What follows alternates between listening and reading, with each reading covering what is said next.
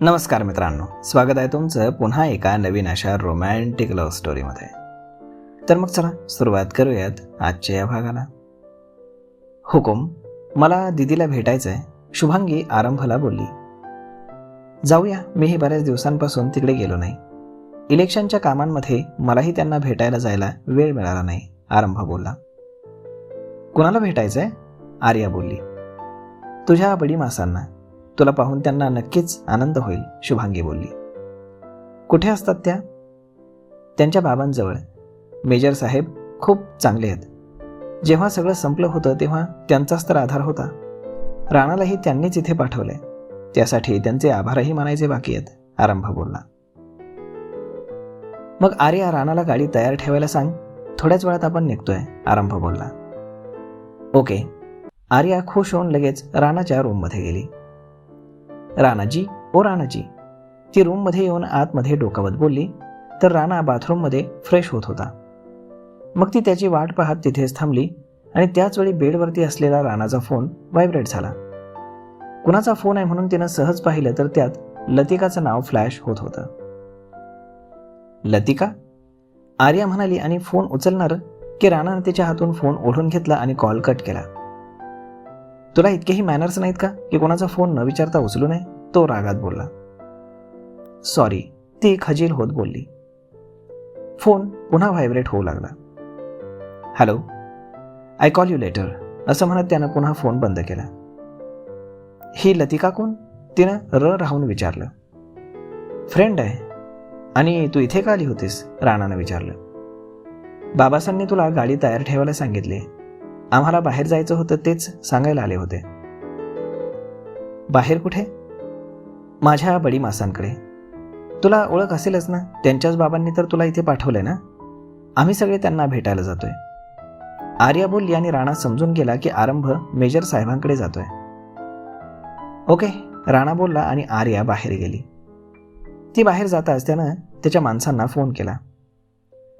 Plan exit करायची वेळ आली आहे, बी रेडी, असं म्हणत त्यानं फोन कट केला आणि तयार होऊन तो हवेलीच्या बाहेर गाडीजवळ उभा राहिला.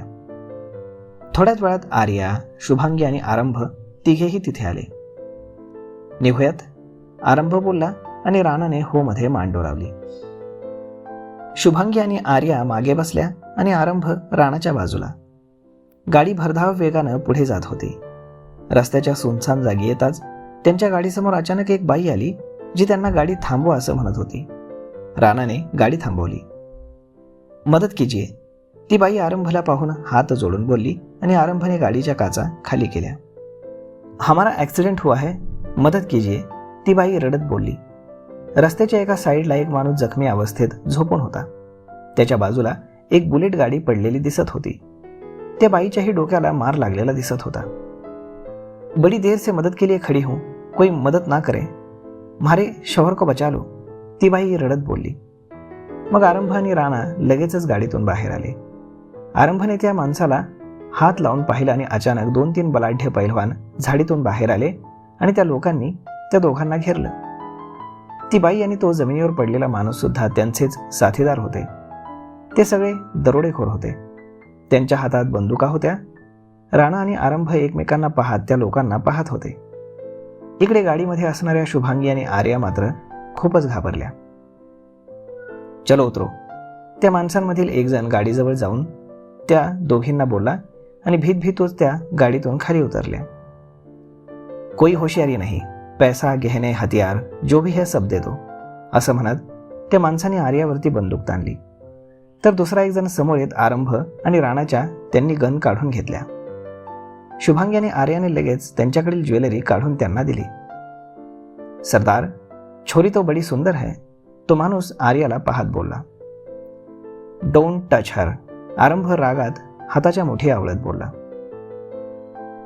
ले किया टच, बोल क्या करेगा, असं म्हणत त्यानं आर्याला हात लावायला हात पुढे केलाच होता की राणानं त्याचा हात गच्च पकडला आणि त्याला जमिनीवर पाडलं. दुसरे 2 दरोडेखोर त्याच्यावरती धावून गेले आणि आरंभने त्यातील एकाला लगेच अडवलं. त्यांच्यात हाणामारी सुरू झाली. शुभांगी आणि आर्या मात्र फारच घाबरलेल्या होत्या. यामध्ये आरंभ थोडा जखमी झाला. तरीही तो त्या माणसांची 4 हात करत होता. आरंभला लागलेलं पाहून शुभांगी तर चक्कर येऊनच खाली पडली. मासा? आर्या घाबरून तिला सावरत बोलली. राणा आणि आरंभने त्या माणसांना जमीनदोस्त केलं आणि ते शुभांगीजवळ आले. शुभांगी, शुभांगी! आरंभ तिला आवाज देत उठवत होता आणि समोरून एक जीप भरून लोक त्यांच्याच दिशेने येत होती. त्यांच्याही हातात हत्यार होते. आरंभने ते पाहिलं आणि यावेळी मात्र तो घाबरला. राणा, आर्याला इथून घेऊन जा, मी रोखतो यांना, आरंभ बोलला. जी. राणाने बाजूला पडलेली ती बुलेट लगेच उचलली आणि स्टार्ट केली. तुम्हाला सोडून मी जाणार नाही बाबासा, आर्या रडत बोलली. मूर्खासारखं बोलू नकोस. हा एरिया आपला नाही. तुला काही झालं तर मी स्वतःला कधीच माफ करू शकणार नाही, आरंभ तिला समजावत बोलला. नाही, मी नाही जाणार. आर्या ऐकायलाच तयार नव्हती. आरंभने अखेर तिला जबरदस्ती बाईकवर बसवलं. आर्या रडत होती.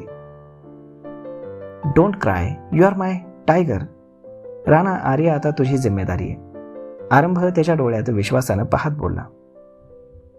डोंट वरी, मी त्याला तुमच्यापासून खूप दूर घेऊन जाईन, यासाठीच तर मी आलो होतो. असं म्हणत राणाने चेहऱ्यावरती क्रूर भाव आणले आणि त्याला काही कळायच्या आतच बुलेट पुढे पळवली. आर्याने त्याच्या पोटाला गट्ट पकडलं होतं आणि मागे वळून ती तिच्या बाबासांना पाहत होती. आरंभला त्याचं बोलणं लक्षात येईपर्यंत त्याची बुलेट दिसेनाशी झाली. ती माणसांनी भरलेली जीप त्याच्या जवळ आली.